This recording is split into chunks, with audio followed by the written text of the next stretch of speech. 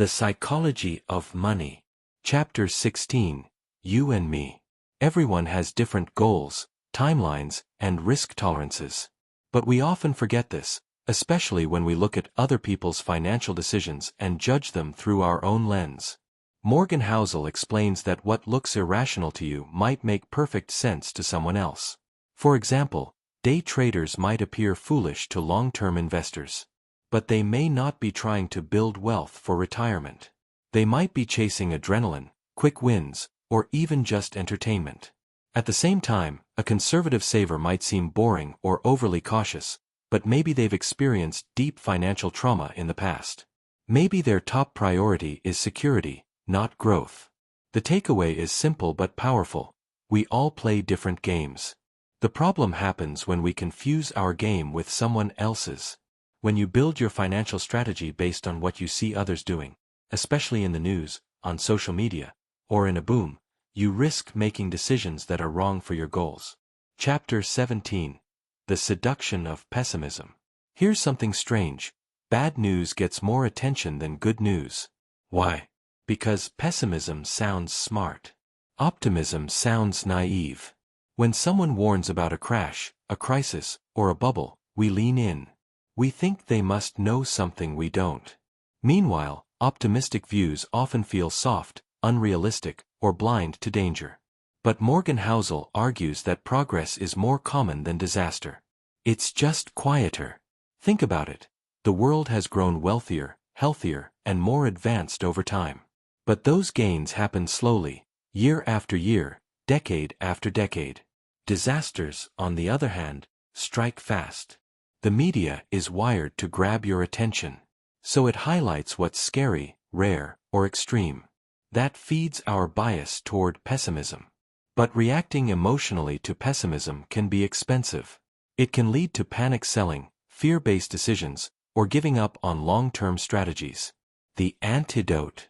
Recognize that pessimism sounds more compelling than it really is. And remind yourself that progress is the historical default, even if it's messy along the way.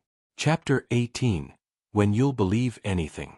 When we're under pressure, scared, or uncertain, we become vulnerable to stories, especially bad ones. Housel explains that in financial stress, people crave answers. They want to make sense of chaos. And in that desperation, they often latch onto convenient narratives, whether or not they're true. We've seen this during crashes and recessions. People blame entire groups, believe in conspiracy theories, or follow sketchy advice, all in an effort to regain control. But here's the danger. Stories are powerful and contagious, even when they're false. They shape how we see reality. And when they go unchecked, they can lead to poor decisions, mistrust, or extreme behavior. The 2008 financial crisis, for example, created fertile ground for both fear and fantasy. People who felt betrayed by institutions began believing in anyone who sounded anti-establishment, even if those people had no real solutions. The lesson here is to be cautious with stories, especially in uncertain times. Ask, is this helping me make a better decision? Or just making me feel better temporarily? Chapter 19. All Together Now. In this chapter, Housel ties everything together by offering a few key rules that summarize the entire book. Let's walk through some of them. Every financial decision involves psychology. You're not just managing money, you're managing emotions, expectations, and habits. Avoid extreme ends of any financial spectrum. Neither excessive frugality nor wild risk-taking tends to end well. Use money to buy control over your time. That's the ultimate reward, and often, it doesn't require being rich. Plan for the unexpected. The biggest financial moments are usually the ones no one sees coming. Respect the power of compounding. Give it time to work, and don't interrupt it out of impatience or fear. Save. Even if you don't have a reason yet. Savings give you flexibility, security, and options. That's real power. And finally, just be reasonable. You don't have to win the game perfectly. You just have to stay in it long enough to benefit from the tailwinds of time, growth, and compounding. Chapter 20. Confessions. In the final chapter of the book, Morgan Housel shares how he handles his own money. It's a refreshing dose of honesty and humility. Here are a few of his financial beliefs. He saves a lot. More than he technically needs to. Why? Because it gives him peace of mind and freedom, not because it maximizes ROI. He owns his house outright. Even though the math says a mortgage might make more sense, he prefers the psychological comfort of zero debt. He holds most of his assets in low-cost index funds. No complicated strategies. Just long-term, simple investing. He avoids trying to outperform the market. He focuses instead on avoiding mistakes and staying the course. Housel's confessions highlight an important truth. Personal finance is personal. The best strategy is the one that fits your values, lifestyle, and temperament, not necessarily the one that looks smartest on paper. It's okay to be conservative if it helps you sleep. It's okay to pass on trends if they don't align with your goals. And it's okay to prioritize emotional returns over mathematical ones. Postscript, a brief history of why the U.S. consumer thinks the way they do.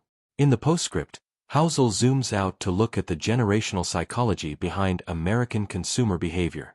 Why do so many people spend instead of save? Why do some fear inflation while others fear unemployment? Why do attitudes around debt and investing vary so much by age? The answer lies in each generation's unique experiences. Those who lived through the Great Depression developed deep frugality and mistrust of banks. Baby boomers, shaped by post-war growth, grew up optimistic about progress. Millennials, coming of age during the 2008 crash and rising student debt, inherited skepticism and caution. Your personal money beliefs are likely inherited from the economic environment you grew up in, even if you're not aware of it. This matters because people aren't irrational. They're reacting to their context. And when we judge others, or even ourselves, we need to remember that everyone's perspective has a history. If we want to improve financial behavior, we need to understand financial history. Because context shapes confidence, risk tolerance, and how people define enough. So next time you wonder why someone spends, saves, or invests the way they do, step back. Their story might begin long before they ever touched a dollar. Let's quickly recap. Chapter 16, Everyone plays a different game. Don't copy strategies that don't match your goals. Chapter 17, Pessimism grabs attention, but long-term optimism wins. Chapter 18, In uncertainty, we believe anything. Don't trade logic for comfort. Chapter 19, The core rules of wealth are simple. Save, stay the course, and be reasonable. Chapter 20, Personal finance is personal. Do what works for you. Postscript. Our financial views are shaped by history. Understanding that builds empathy and smarter behavior. If this video gave you insight, please subscribe, hit the like button, and drop a comment. Thanks for joining this journey through the psychology of money. I hope it's helped you think not just about money, but about life. Until next time, stay thoughtful, stay consistent, and take care.